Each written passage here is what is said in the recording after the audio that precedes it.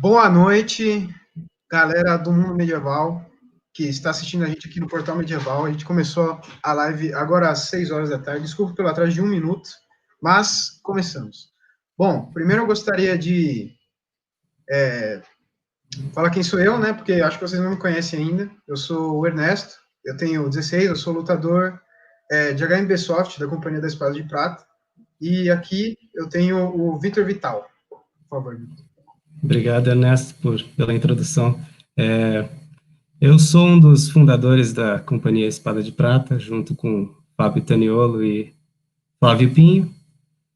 Eu só recentemente comecei a lutar, eu não tinha os equipamentos ainda, então eu sou um lutador um pouco inexperiente, mas a gente vai tentar fazer uma entrevista aqui com duas lutadoras inglesas do time Cygnus. E espero que a galera aí goste da entrevista. Bom, é isso aí. Vamos chamar as nossas entrevistadas, Joe and Sophie. Good evening. Hi. Good evening, everyone.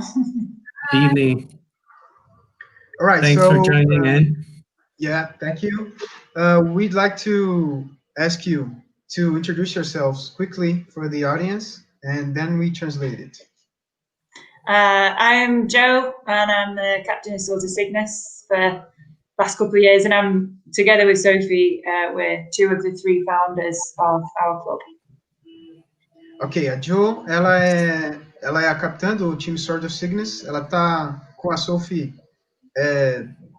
por volta de 2 a 3 anos, né? E são três fundadores, correto? Fundadores, sim, perfeito. All right, so Sophie, please tell us about us. Please tell us about you. I'm sorry. Well, I'm Sophie. Joe's just introduced me. Thank you, Joe. I'm one of the founders of Swords of Cygnus and longest standing fighter in our club right now. Interesting. Bom, a Sophie, ela também é uma fundadora, né, como a Jo já disse, e ela é a lutadora que já está há mais tempo no time Swords of Cygnus, né? Bom, galera, mandem perguntas aí, porque a gente vai poder ler para elas, para elas responderem e conhecer mais sobre o time, tá? Okay, so girls, can we start the interview? Yeah, let's go for it. So the first question is, can you tell us about the story of Swords of Cygnus and its name, like the origin? So I think, Sophie, if you start with your fighting career, because you actually started before us and you started Swords of Cygnus, so. Well, Swords of Cygnus didn't really start until the three of us came together. So me, Joe, and Steph, who wasn't able to make it today. But it was just me before then. There were a few other women who drifted in and out, but never the sport or the club that I was a part of.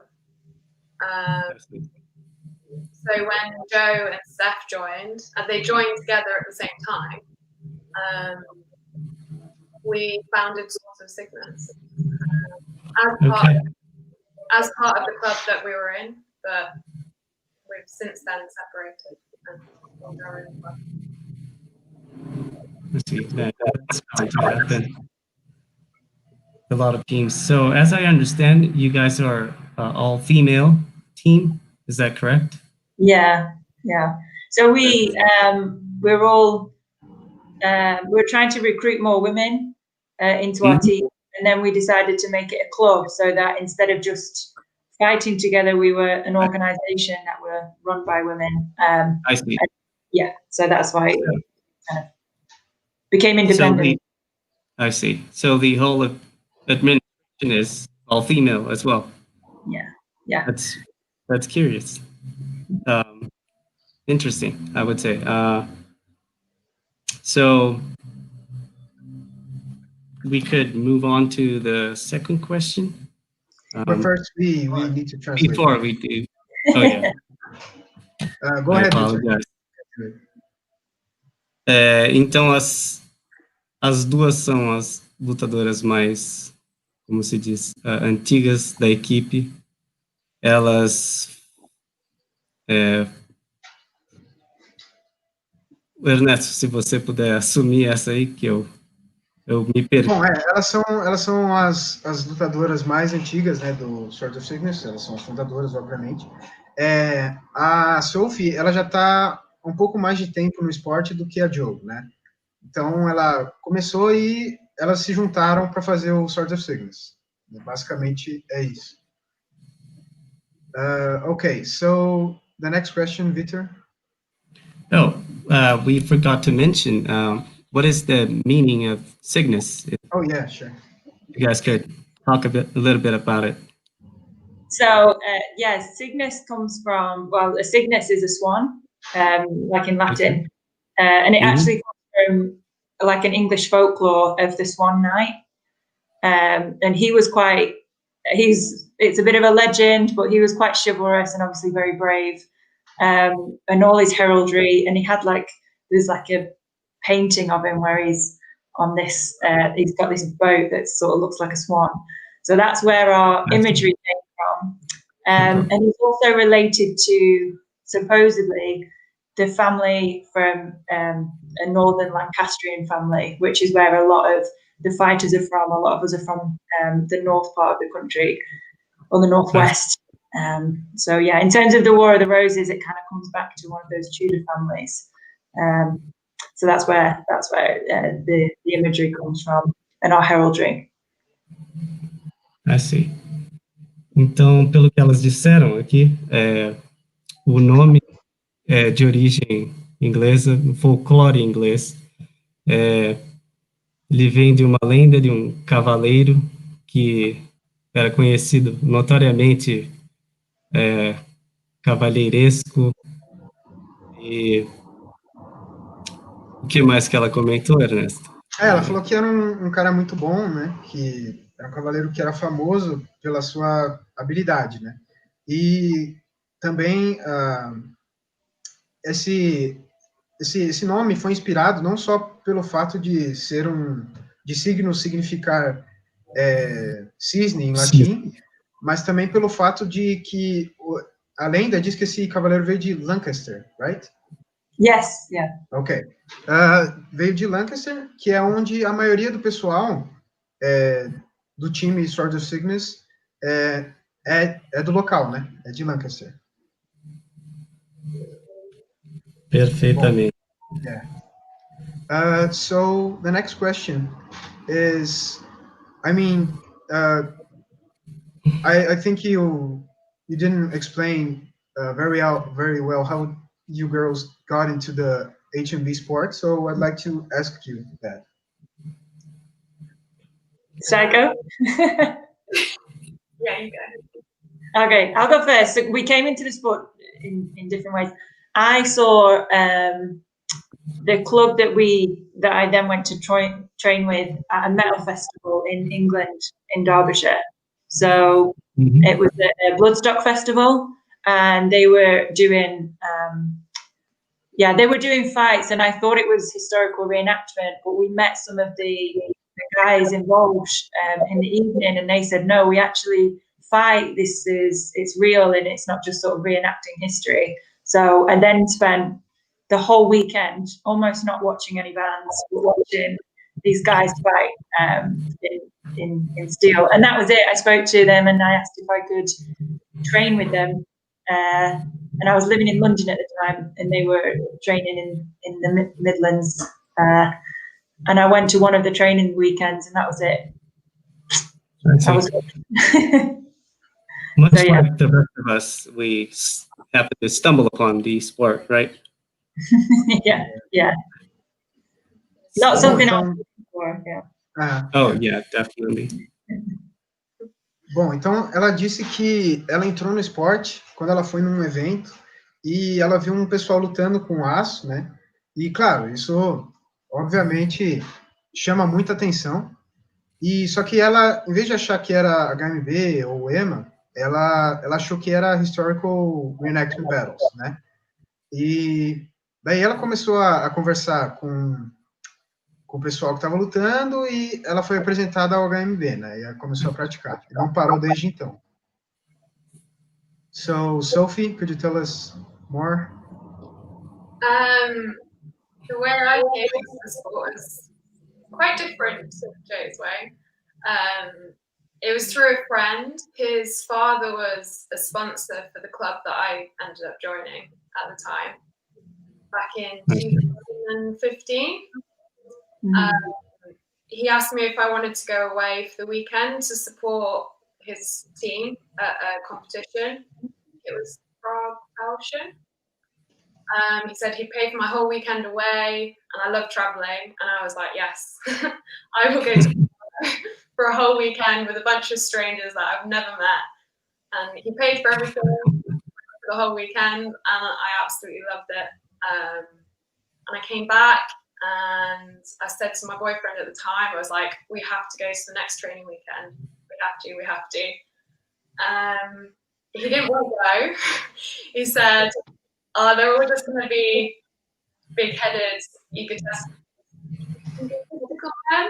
And I was like, come on, just do it for me. And he was like, okay, we'll go. And he absolutely fell in love with it as well. And we've both been fighting since then. So your boyfriend is a fighter as well? He's my ex-boyfriend now. But yeah. Ex-boyfriend. Oh, I see. But we're still fighting. Yeah. They're still fighting. That's hilarious. How I came into it. Victor? Então, sure, I'll try to recap. Yeah. Então, a Sophie foi convidada, na verdade, por um conhecido a participar de um evento. Esse conhecido era um patrocinador de uma equipe e ele a convidou para passar um final de semana junto da equipe num evento. Ela ia ajudar, auxiliar da forma que pudesse. E assim que ela se deparou com o esporte, ela teve um grande entusiasmo por ele e logo então convidou o namorado a participar também. Os dois então viraram praticantes do esporte e acabaram se separando, mas isso é de menos. Awesome. So, good. Move on to the question. Let's see. So, how did you guys start? What are the training methods you guys abode by? What are some things you could share with us, training-wise? I think for a long time, we train very similar to how the guys train in the UK, because HMB in the UK is quite well established for men. The things that we do differently is we do a lot of 2 versus 1 training for women in particular, because you often have quite a lot lower numbers. And it makes more sense for women to train against women, because they fight differently. So if you train against men, sometimes you train to be too defensive and not aggressive enough, which isn't good, isn't beneficial in the field. So even if it's small, you can still train, still put your armor on, you can do 2 versus 1, really good for teamwork. And another thing which is big for us is we actually do aggression training in itself, where we try and get women to really come out of themselves, because they sometimes aren't as aggressive as they need to be. And that shows, I think I see that quite a lot when I watch back videos of tournaments of women. So it's really getting in touch with that side of themselves. It's there, they just need to dig around, and once they find it, they're often a lot more active and confident as a fighter. As a fighter. Yeah. We do. So there's all this psychological aspect to it. A lot of it for women, yeah. I find that's a big part. Yeah. It's pretty interesting.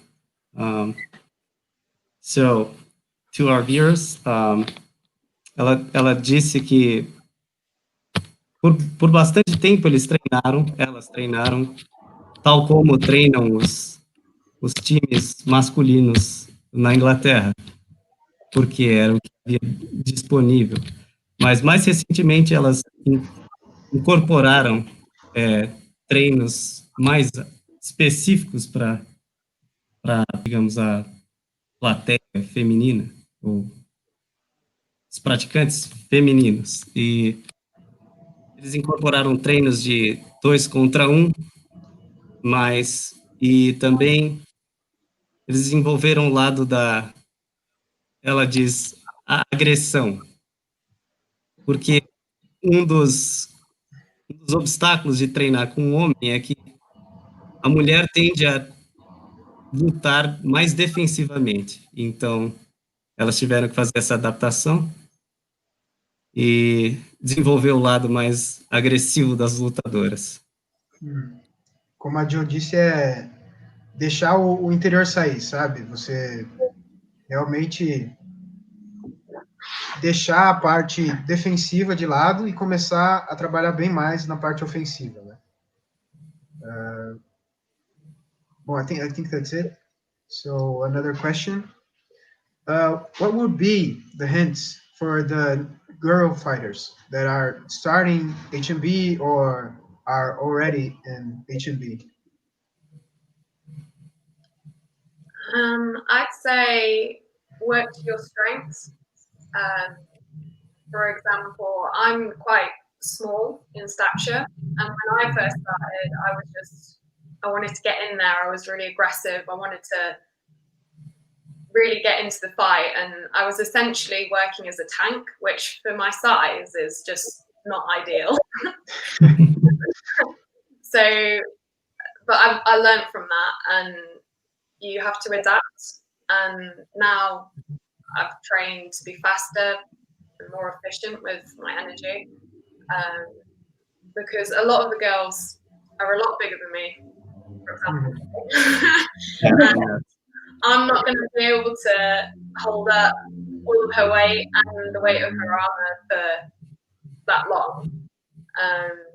So I need to avoid that as much as possible. So yeah, work to your strengths. Yes, of course. Yes. So yeah, energy, administrating how you use your effort. It's really important aspect of it. Bom, então a Sophie disse que uma dica muito importante para as moças que estão começando ou que ainda não sabem como se dar bem no esporte é trabalhe bem a sua força, né? Ganhe bastante força, ganhe bastante cardio para você começar a se importar muito menos com a sua armadura, né? Porque, querendo ou não, é um peso a mais, 30, por exemplo, 30 quilos a mais, é algo bem diferente, né, do seu corpo. Então, você tem que ter uma estrutura corporal forte o suficiente para aguentar esse peso, além de estar subjugado a apanhar, né? Então, você tem que apanhar, segurar o golpe e segurar a sua armadura também, né? And Joe, any tips? I think I would say, and it's taken me like quite a few years to get a suit of armor that I'm really happy with, but that's quite important as well for women. So in my first few years, I'm buying secondhand armor, all from guys, because there's not that many women in the sport. And I think that makes you very uncomfortable, and it makes the fighting, you can't enjoy it as much when the armor's too heavy and when it's too big. So for women, as soon as you can, start buying pieces of armor that fits you and that is like to your size. I think that's something I'd really recommend for women, because we don't just get badly fitting armor. It's usually men's armor. It's a little bit heavier and it's too big. And it really, I think it makes a big difference to how confident you feel when you're, and how well protected you feel when you're fighting. So that would be my main thing. Bom, a Jo, ela disse que quando você, mulher, tiver segura e tiver condições suficientes para ter a sua própria armadura, compre a sua própria armadura, né? Tome muito cuidado com comprar armaduras já usadas, porque quando ela começou, ela teve que comprar armadura de homens, né? E ela disse que é mais pesado, é um pouco mais complicado de você se mover dentro dela, porque às vezes ela é muito grande, daí atrapalha. Então, a escolha certa é, quando você tiver condições suficientes, você compra sua própria armadura, né? Agora, complementar, Vitor. Awesome. Não tinha nada a acrescentar. Vamos perguntar agora aqui. Joe, Sophie, do you guys have any plans of ever coming to Brazil, fight, or? I think we'd love to. I mean, like HMV takes us all over the world, and we've not come over to, that side. So I think that'd be fantastic if we had the opportunity to come over. Like, it's not a country. I've never been to Brazil, and I love traveling the world, and Sophie loves traveling. So yeah, if we had the opportunity and the means, which hopefully we will, we're trying to build up a lot of momentum. We don't have sponsorship, but we have a lot of support, and we're kind of being able to go further and further each year. So hopefully, there'll be a time where we can come over to Brazil, because I think you have quite a few tournaments in Brazil. We do, especially in the region of São Paulo. Yes. Southwestern. Yeah. So I mean, we'd love to come over. So we'll just have to keep in touch. Of course, we love to have you guys fight over here. Sophie, you've never been to Brazil either, right? No, I haven't. No, I've done most of Europe, but never over this time. Yeah, I see. Just that little bit further. Yeah. Of course, just a little bit. It's easier fighting locally. Yeah. When we try and do it quite often, it's sort of like one big trip, or do you do like lots of little tournaments? But I think we'll definitely enjoy coming somewhere like Brazil. A lot of our Swords of Cygnus, we have the bowhurt in common, and the fight, but we also, quite a lot of us are very interested in travel, and we really enjoy the road trip. So that would be quite an adventure for us to go on. Yeah. We're looking forward to that. Cygnus on tour. Então, a pergunta aqui foi se elas planejam ou preveem vir ao Brasil num futuro breve, e elas, se tiverem oportunidades, estão dispostas a vir. A gente vai conversar aqui, ver se num futuro evento a gente possa trazê-las para vê-las lutar. Bastante interessante. Oh, and Fabio Silverio, one of our captains, he told you to come to our Copa São Paulo Event. Medieval Combat. Yeah, it's one of the biggest events we can have in Brazil. So you are very invited. So anytime you could come, and there's a Copa São Paulo, you please come. It will be an honor. And we should start looking into it. Yeah, we'll keep in touch, like you said. Yeah. So Joe, this question is a little bit specific for you, and I'd like to ask you, how is it to fight in Escratinho? It's amazing to fight with them. I'm really close to quite a few of the fighters, and particularly the captain. And they're like lovely, welcoming people. From a fighting point of view, I've got some experience that I've never had before. The only other time that we fight the Russian teams is at the World Championships, and you only get maybe one fight with them in the Bovet. So to go to the Russian tournaments with Iskra, which I do, I get the experience of fighting 3 or 4 Russian teams, and that's where I learn the most and the fastest. And then everything that I learn from those experiences, like I bring back to Cygnus and back into my training. So it's where I've learned the most about myself. So it's just fantastic, and they're obviously a fantastic fighting team, but they're just a great group of people as well. And I've fallen in love with Russia, so I find it hard to stay away.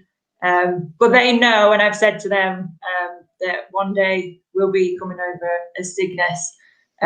So hopefully, we'll be ready with the experience that I've got. Hopefully, I can prepare my team, my club, Your team, yes. when we head over, because everyone in sort of Cygnus wants to go to Dynamo. That is a big goal for us, and we've been saying that for a couple of years. So that makes me sound quite sneaky, but no, I do love I love fighting for Iskra. They've given me a lot of experience and a gold medal at Dynamo, so I'll be forever grateful to all of them. Bom, a Jo, ela disse que... Bom, a pergunta, na verdade, era como que é lutar no Iskra Team. Para quem não sabe, a Jo, ela já foi lutadora do Iskra Team e acho que ainda luta. You still fight with Iskra, right? Sometimes. I was doing, but to be honest, we can't leave really the UK right now. So how it will look next season, I'm not sure. But I'm still in their team right now. I'm still in the league team, but I've not been able to fight for them with COVID, since COVID. Yeah. Yes. Yeah. Bom, então ela continua sendo do time Iskra, né? E a gente perguntou como que é participar do time Iskra. Bom, ela gosta muito do Iskra. Ela fala que toda vez que ela vai lutar, como não tem muitos times russos assim nos torneios regionais da Inglaterra, quando ela vai lutar na Rússia com Iskra, ela ganha uma bagagem técnica absurda, né? Ela aprende muita coisa. Então, ela fica muito feliz, porque além do time Iskra ser muito acolhedor, muito legal, ela aprende muito quando ela vai. E daí ela adoraria também levar o Cygnus para a Rússia para competir, né? Porque por enquanto só vai ela, né? Okay, so Peter, another question?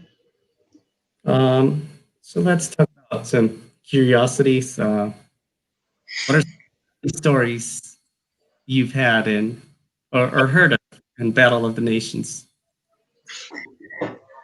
We were trying to think of these before. Appropriate ones. Yeah. We laugh all the time in Cygnus, but like we couldn't figure out a story. One of the things I thought of, it's not like really funny, but when we were together at Santa Severa at Battle of the Nations, after fighting, we unfortunately we didn't get through to the semi-finals, so we came out to the UK camp where we have a lot of support or partners waiting for us, and we kind of took our armor off, kind of threw it at them, and then we ran down the path straight into the sea, which probably isn't the best method, but and it was freezing. But yeah, I think we were just having such a high from having a women's 5 versus 5 team for the first time, and so we all went swimming. So that was something that was it was beautiful. But yeah, I'm not sure. But yeah, there was a lot of guys and a lot of support just left with like piles of armor to sort out whilst we frolicked about it.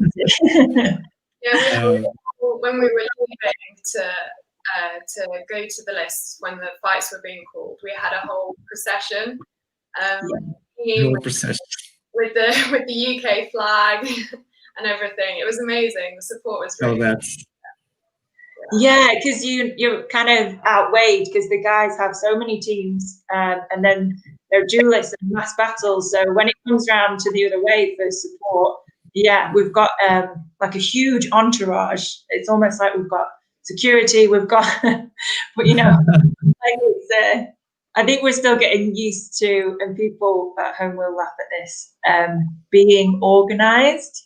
Sometimes we lose things and forget things, so we can be scatterbrained. So yeah, that's something that's people have probably laughed at us for before, as opposed to being too funny. But, yeah, we love our entourage and we need them a lot.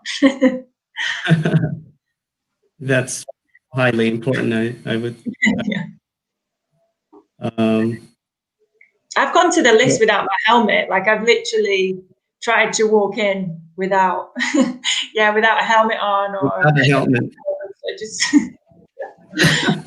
I'm sure you had a nightmare about that as well, Joe. Yeah. Oh, yeah, no, I had a really bad nightmare where all the English male teams, we were fighting men versus women. I don't know why. And we were really excited because all the women in the UK were there. I could see all their faces next to me, and I was just really happy. I was like, look at how many women there are in the UK now fighting. And then somebody shouts, start fight, and these guys are coming towards us. None of the women have any helmets on. Oh, like, yeah, you guys were in a bad spot. That's the kind of nightmare I have, is like a couch, which is really sad. But yeah, it didn't really happen, but it could. It could, yeah. Wouldn't be very entertaining.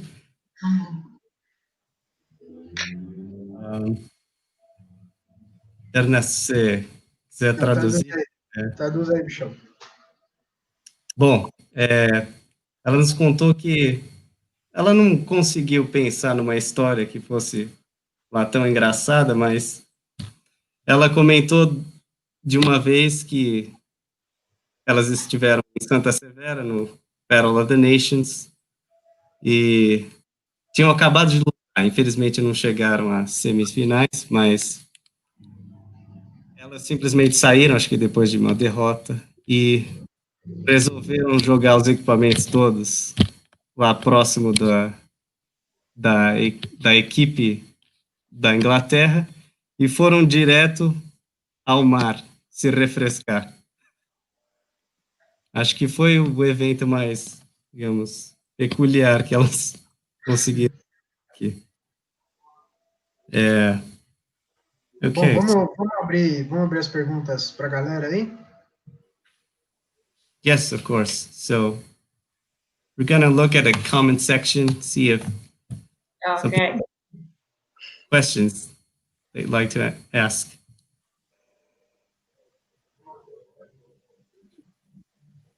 So Jamili Moraes is asking here, what are the main difficulties of composing a team made up of women, all women, or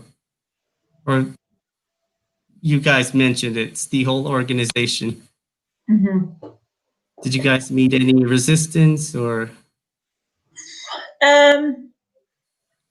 Sometimes people find it a bit hard to understand because even in the UK, maybe women don't do combat sports as much. Mm-hmm. And when we were starting out, it was mostly guys. So it was harder to get hold of armor. It was harder to find other women to compete with and train and fight with. So we were fighting or training with guys, which can be off-putting for particularly new women coming in. So it was quite difficult for them to actually sort of stay within the sport, and quite a few of them would leave as soon as they came. And I think a lot of the time that was maybe because of training with guys or against guys that are probably, naturally guys are quite a lot stronger. And then the other thing is women being slightly less aggressive. And definitely the strength thing, because with the weapons and the shields, if you think about it, are the same weight. We've got the same weight, sort of. Or you can have a heavier or a lighter falchion, but we have the same parameters. And we don't have this upper body strength that guys have naturally. So in the early days with the armor, I would literally walk around the list with my arms and hands just by my side, and I would lift them up just to do like one thing, because that's really quite difficult. And therefore, the sport for a long time, it didn't look as impressive, through social media promotion, things like that. It was quite difficult to show a more active side of the women's sport. But I think we've got sort of some momentum rolling now, but it's taken sort of 3-4 years. 3 years, yeah. Yeah. So the more professional we've become, the more confident women are to sort of come and train with us and then stay on board, I think. Lovely, yes. So, can I translate? Yeah, Ernesto.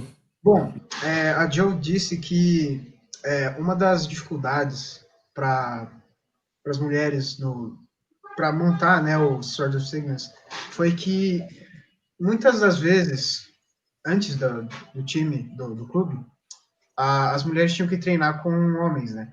E, bom, os homens têm as armaduras mais pesadas, tem uma estrutura corporal um pouco maior, então é algo muito intimidador, sabe? Então, algumas mulheres acabavam saindo antes de se apaixonar pelo esporte, né? Elas também falam que as armas, por mais que sejam o mesmo para homens e mulheres, os homens eles têm uma estrutura um pouco mais forte, então eles aguentam mais as armas. Já as mulheres têm uma dificuldade maior, né? Mas acho que é isso, né? Sim. E ela comentou que, bom, tendo estabelecido um time feminino, que as mulheres têm mais chances de participar no esporte. Isso ajudou bastante em montar a equipe, fazê-la crescer, digamos. Sim. Okay, so the next question is from Fabio as well. The question is, if you girls have difficulties in finding good armor in your country, we don't buy armor that's made in the UK. I'm not sure it's produced much for HMB. There's reenactment armorers, but you can get a better sort of price if you buy armor from places in Europe and Russia and Ukraine. So that is where we tend to go. When I first bought armor,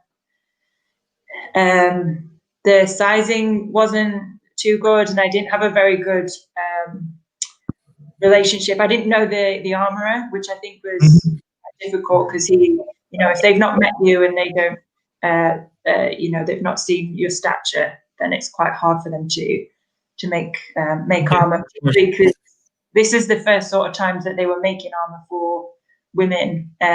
Whereas I think in the last few years that's got a lot better, and also from going around to tournaments, you start to meet people, or you meet the armorers, or they take sizes from you, and also you learn more about yourself and your movement. So I think it is still harder for women to get armor that fits well, which is why I try to support the women that come to the sport in that a lot, because we know, women are tending to choose titanium armor, or we can use thinner steel. We don't need our armor to be as heavy. So I think that's quite an important part. So, and now there's definitely a lot more armorers. If you say to them, they'd like a certain thickness, or you want something made from titanium, and you need to really interact with the people that are making it. and that takes, as you all know, a lot of time, but it's worth it. It's that patience. Instead of saying, I'll take something that's ready made, you've got to wait those months and a year. It'll be worth it. It is harder for women, but we get it from, I'd say almost all of us get it from Russia and Ukraine. I see. Okay, so to our viewers,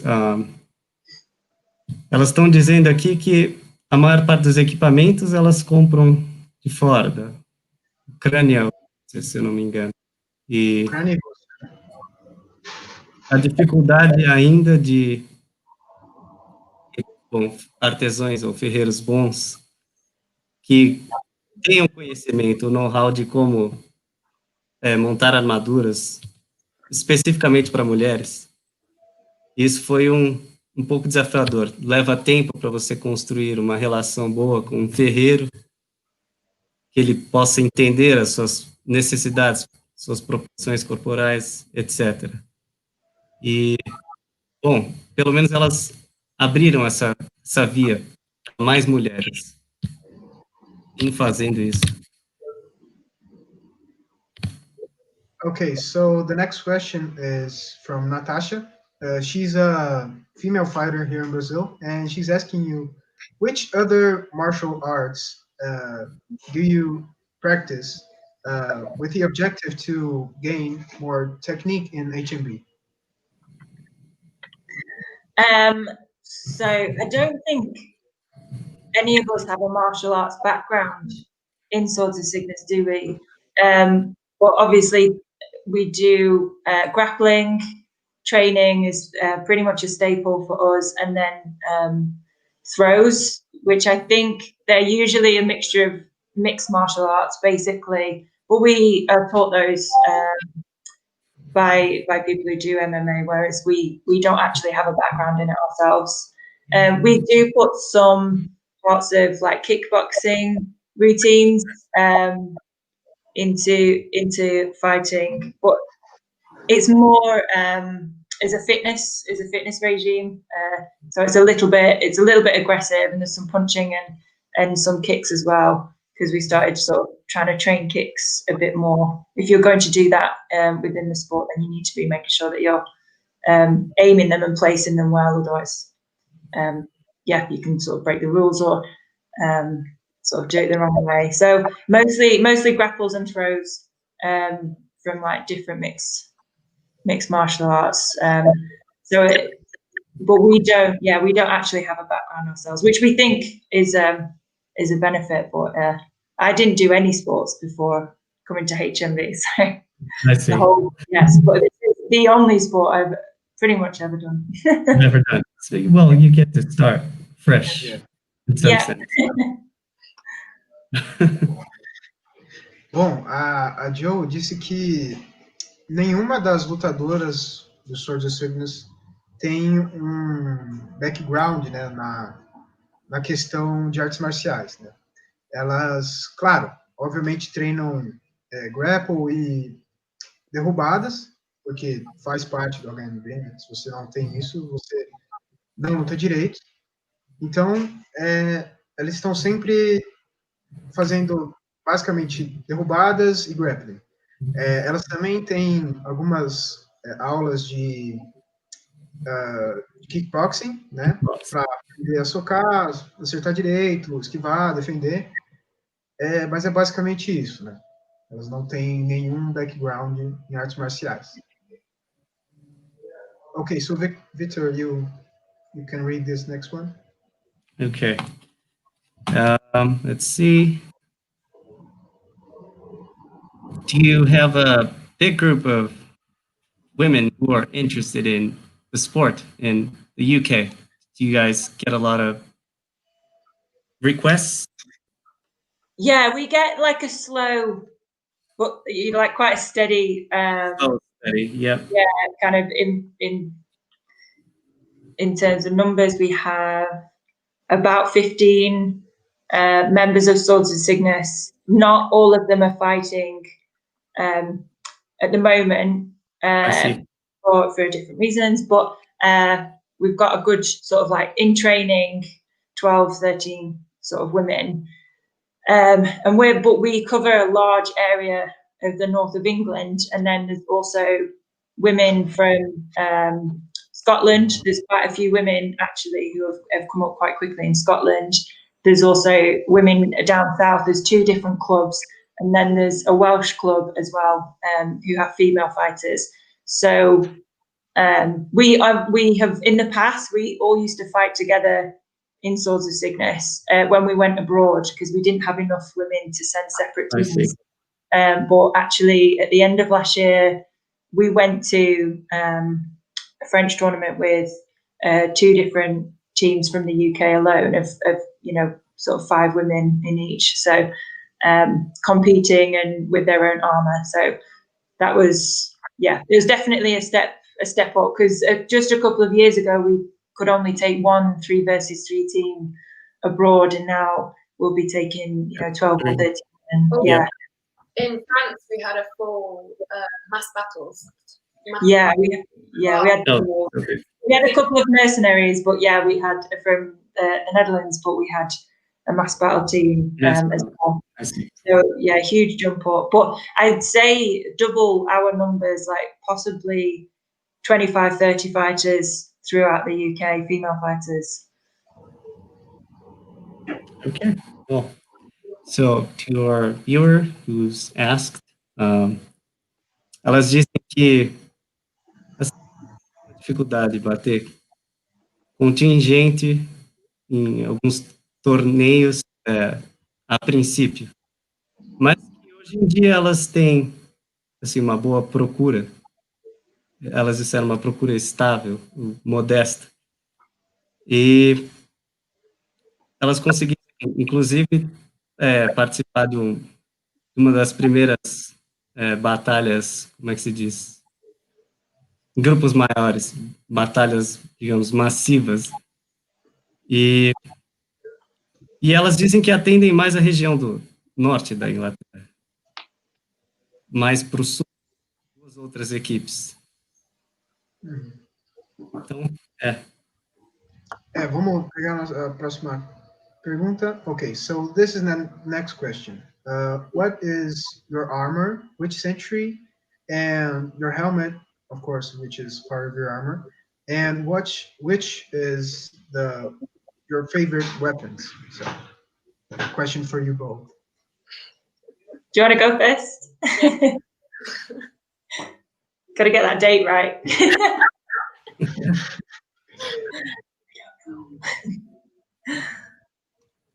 So, what century is it, Sophie?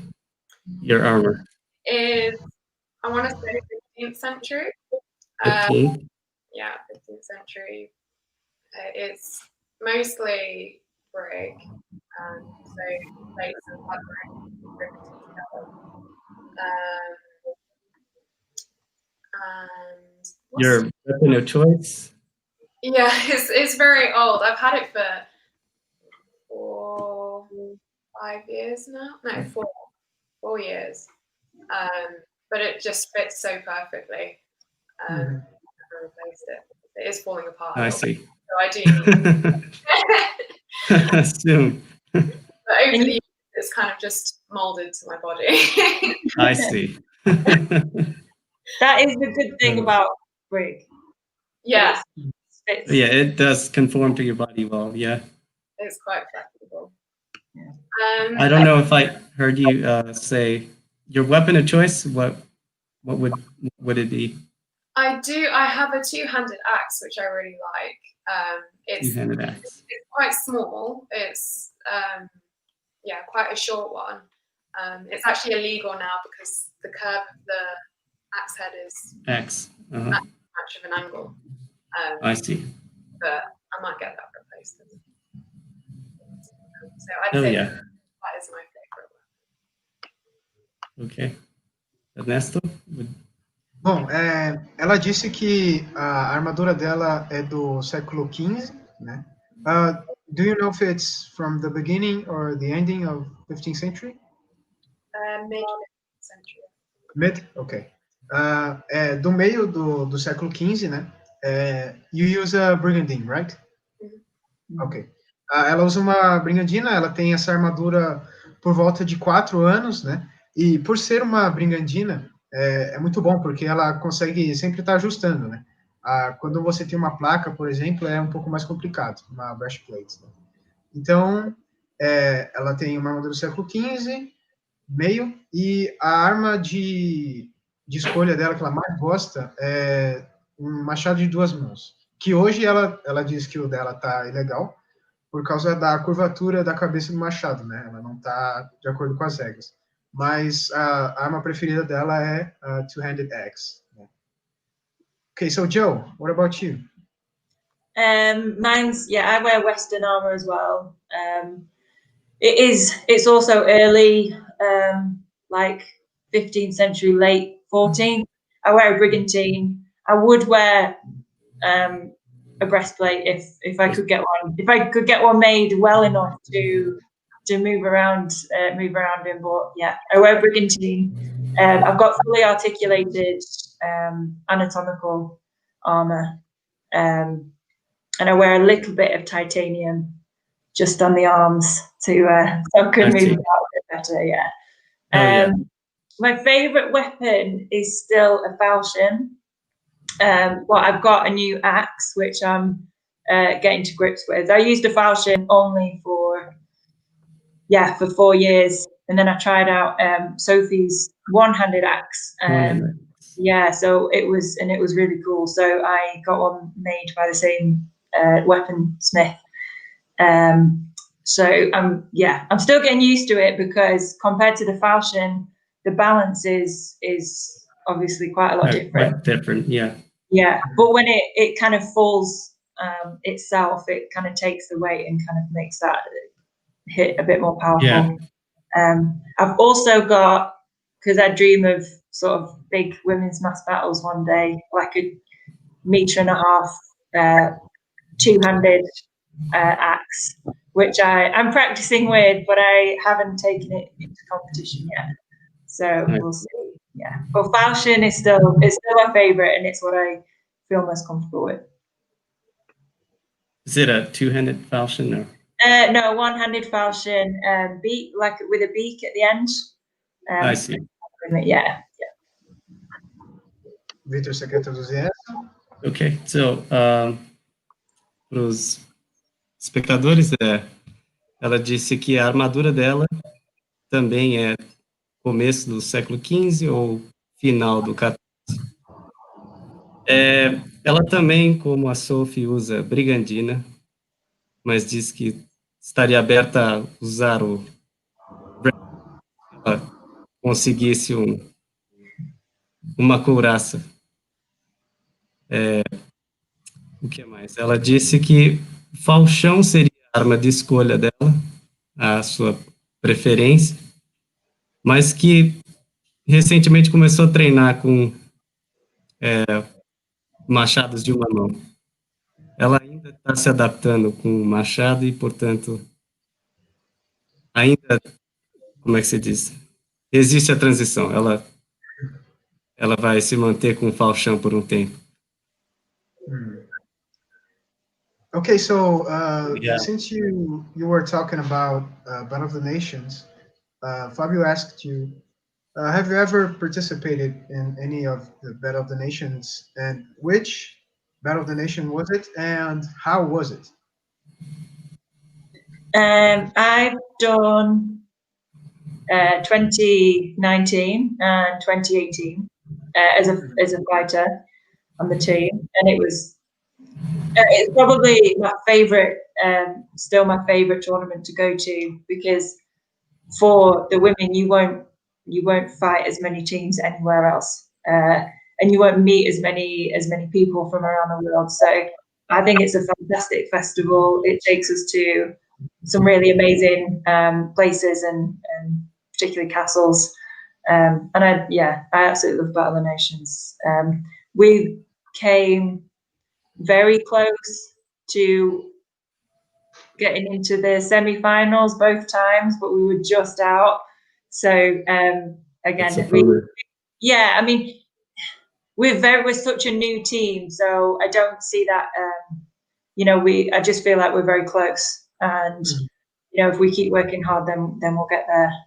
We'll get there, hopefully in 2021. But Sophie's actually fought. When was the first year you fought in Battle? 16, I think, in Prague. 2016 Prague. Yeah, and then I fought again in 2018 and 2019. So of those, which one did you like the best? Santa Severa was my favorite because we did the French, which was an amazing feeling. We still go on about that. I think that's one of my happiest memories of winning any team fight ever. I see. It's a bit of a hangover from the 100 Years' War. It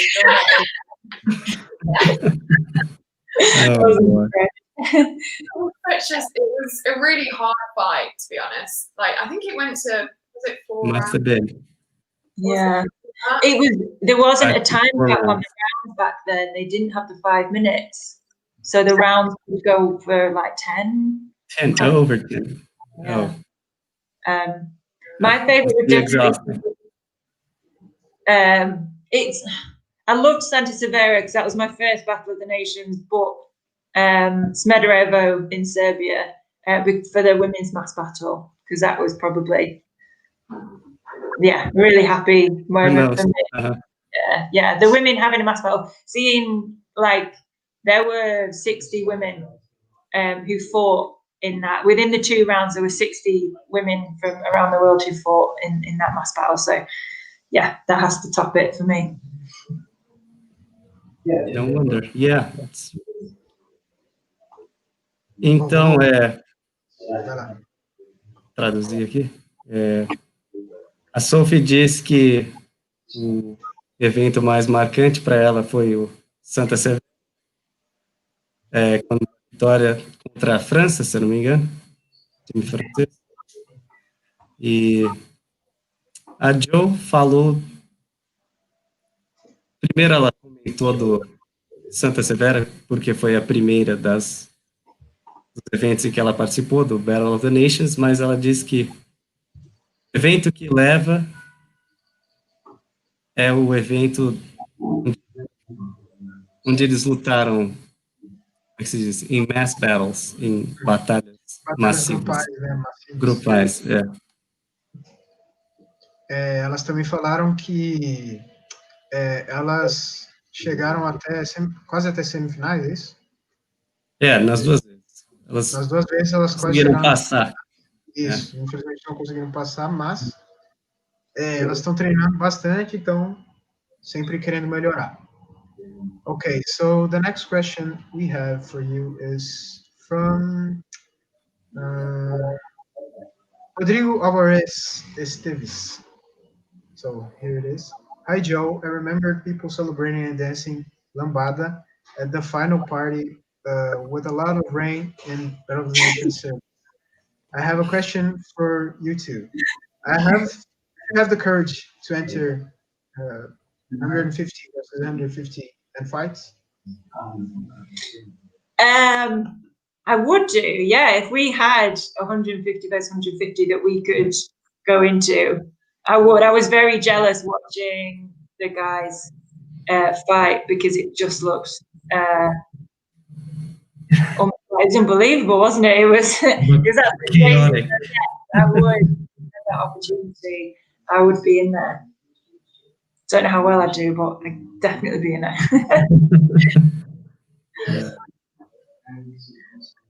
What about you, Sophie? Absolutely. If we had that, I mean, I suppose that's the end goal, isn't it? To have all those categories for the women as well. Just absolutely incredible. Yeah, you would have to. Absolutely. I'd love to. I think if I could have got away with it, I would have tried jumping in with the guys, just to say I was there.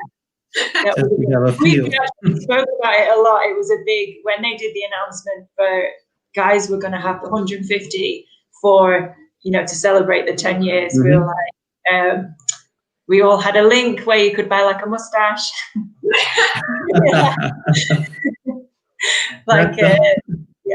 like in Monty Python, we put our like deep on.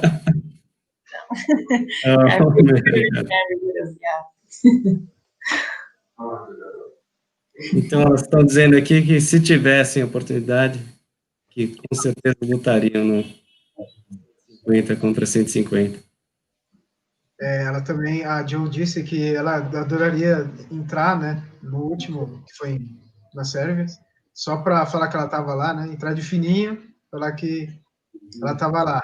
Então, é uma coisa que elas adorariam muito participar, só que, infelizmente, ainda não tem tantas mulheres praticando o HMB, né, que é um obstáculo. Mas, assim que tiver a oportunidade para ter 150 contra 150 mulheres, 300 mulheres, né, elas com certeza iriam, né. And I remember dancing in the rain as well. That was the best part at the end. So, Ernesto, do you have any questions to wrap it up, or? There's the last one and the funny one from Thiago. He asks Joe, what is that skull behind you? I'm glad you asked. So I've actually travelled from the north of England to London today, and I'm at my friend's house, and they got quite excited about the interview, so they set me up with this lovely ball. Decorative pieces. I'm not sure if it's a real skull, but it's now a candlestick. So, with a pike through the top of his head. So they've made me look very, very scary, a little bit gothic. I've also got a cactus. So. Oh, I see. Yeah. It's to contrast with your radiant personality, I guess. Yeah, it's a bit of a cow sometimes. Oh, man. And this is to intimidate, so I hope it's working. Well, some people took notice, so I guess it is. My friends are laughing to themselves now. They think they've, done really well. Props to them. Yeah. Bom, ela disse que ela teve que viajar, né? E ela tá na casa de umas amigas e como eles descobriram que ela ia participar da live hoje, elas quiseram deixar um cenário um pouco mais agressivo, um pouco mais HMB-like, you know? Okay, so I just looked at here, and there's the last question here, and it's from Marcelo Sampaio, and he asks you if there is a space in your city that you can train, like a training camp or something.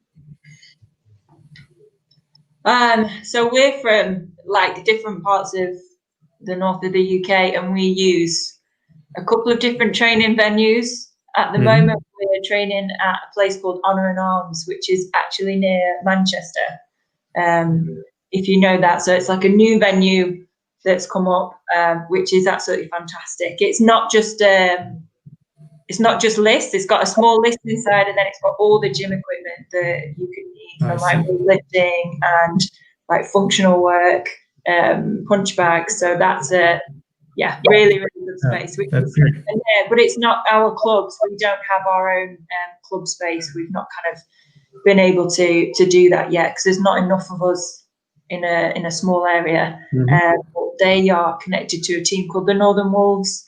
So we go and use their venue. Sometimes with them, but at the moment, all the trainings are separated because we can only train 6 people at a time. I see. So we're doing it in very small groups, but we've got there's quite a few Boher gyms in the UK now with really good facilities. So that's helping a lot with recruitment as well. Yeah. Lovely. So a Jo está dizendo aqui que elas não têm como é que se diz, local fixo onde elas possam treinar. A equipe ainda não chegou nesse ponto, mas eles têm outros, como é que se diz, locais onde eles se reúnem frequentemente para os treinos. Elas também falaram que, se eu não me engano, elas estão treinando também tem outros times que vão no lugar onde elas vão também, né? E elas falaram que, devido à pandemia, está tendo o problema de não conseguir treinar junto, né? E as academias, os locais onde elas treinam, apenas estão deixando 6 pessoas entrar, né?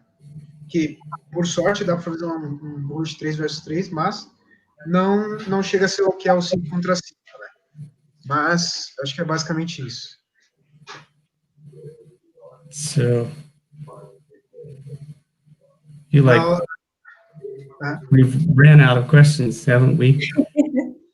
Okay, so we're getting to the end of our interview here, and we'd like to ask you to say the last words you want to say to our Brazilian audience, and anything the stage is all yours, girls.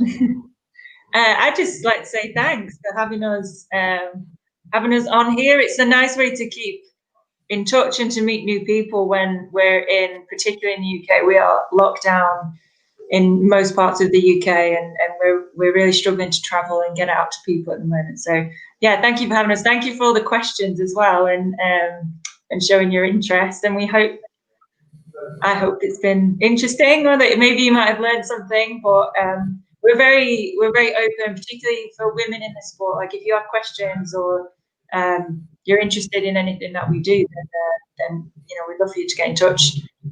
We have watched some of the, we follow Brazilian women in HMB, and we can see sort of how active they are, which is it's fantastic. And we hope that we meet you on the battlefield as soon as we can. I think that's what solidifies these HMB relationships. When you see them across in the lists, that's when you really make friends. We shall leave your contact information in the description too. Yeah, sure. Follow them on Instagram or Facebook, social media. Yeah. Well, Sophie, you'd like to say something? I'd just like to say, yeah, thank you for having us and getting in touch. It's been great getting to know people, and all the questions have been great as well. And yeah, hopefully we'll meet you all soon, somewhere in the world. Hopefully we'll get off this island sometime. Yeah. Well, we'd like to extend our thanks to you guys for joining in for the interview. It was lovely having this conversation with you, and more women are drawn into the sport. Yeah. That's what we're all about. Yeah, so thank you very much. You are both lovely. We'd love to talk to you, and you are always welcome here. So whenever you want, you can come. And I think that's it. Yeah, thank you so much.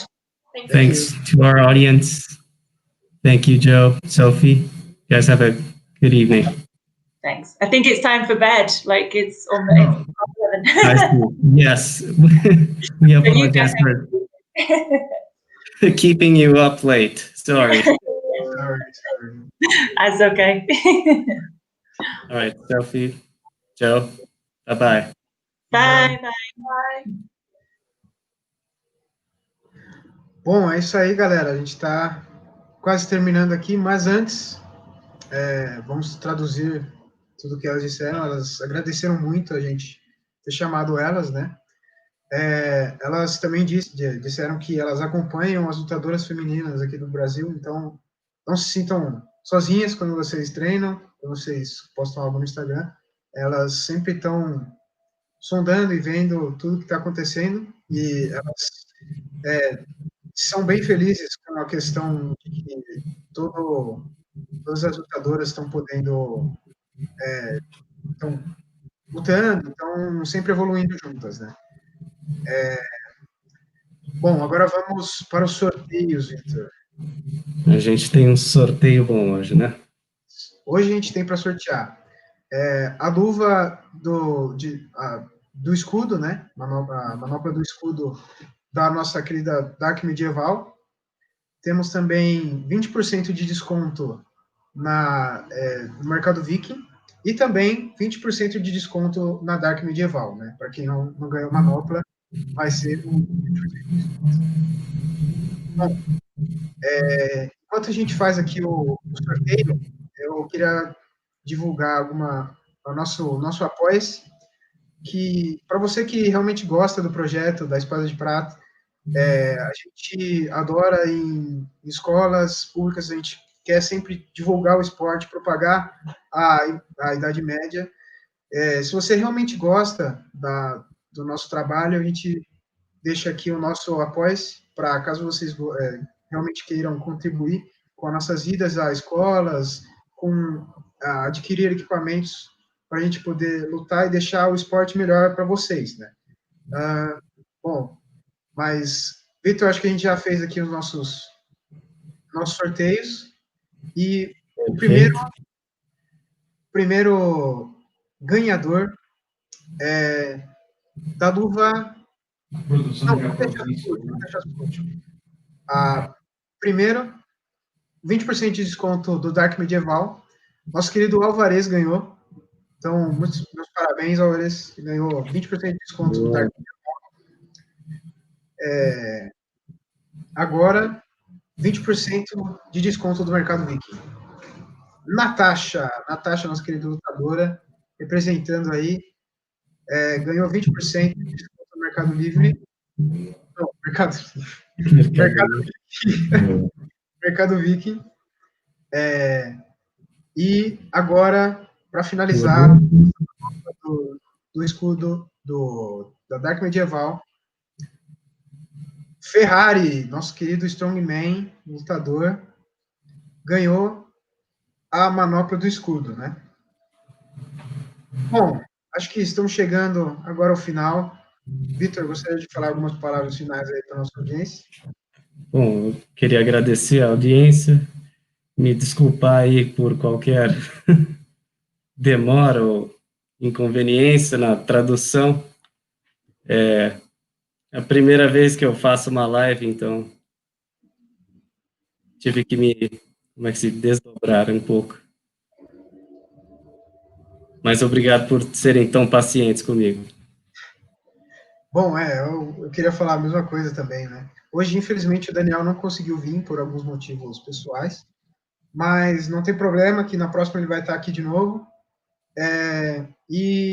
Bom, também adoraria agradecer vocês por sempre estar aqui, né, com a gente. Muito importante isso para a gente ajudar a propagar o esporte no Brasil, e não só no Brasil, né, no mundo. Desculpe também qualquer inconveniência, qualquer erro de tradução. A gente sempre está aprendendo, sempre querendo evoluir, né? Não só como lutadores dentro das listas, mas também fora das listas a gente sempre está tentando evoluir. Bom, mas é isso. A gente deixa aqui um adeus, boa noite para todos. Encerramos a live. Encerramos a live. Grande abraço.